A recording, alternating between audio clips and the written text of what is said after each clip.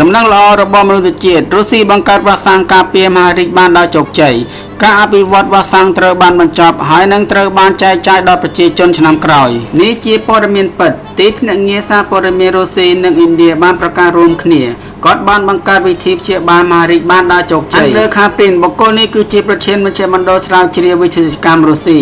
គាត់ប្រាប់ថាវ៉ាក់សាំងនេះចម្រាញ់មកពីវ៉ាក់សាំង mRNA គឺគេទៅចម្រាញ់យកចេញមកពីសាច់មហារីកយកកោសិកាហើយចាក់ចូលទៅក្នុងខ្លួនដើម្បីឲ្យចងចាំហើយព្យាបាលឲ្យមានភាពស៊ាំប្រភេទនៃការចាក់ថ្នាំផ្ដល់ឲ្យយើងនូវភាពស៊ាំចងចាំហើយផ្ដុំគ្នាសម្រាប់វា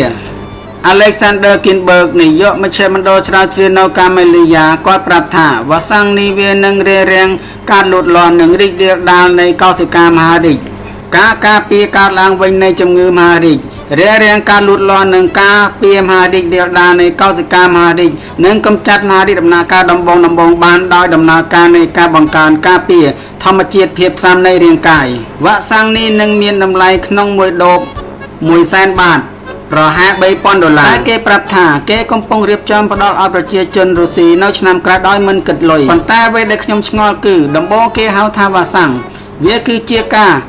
រពារមែនទេប៉ុន្តែអ្វីបានជាពួកគេអះអាងថាវាព្យាបាលអះអាងច្រើនមានអ្នកហ៊ានសាកល្បងទេខ្ញុំស៊ីលីរ៉ែនទទួលបកប្រែក្រុមមន្ទីរពេទ្យនៅបាងកកតាក់ទងណាត់ទុកមុនបានសូមអរគុណ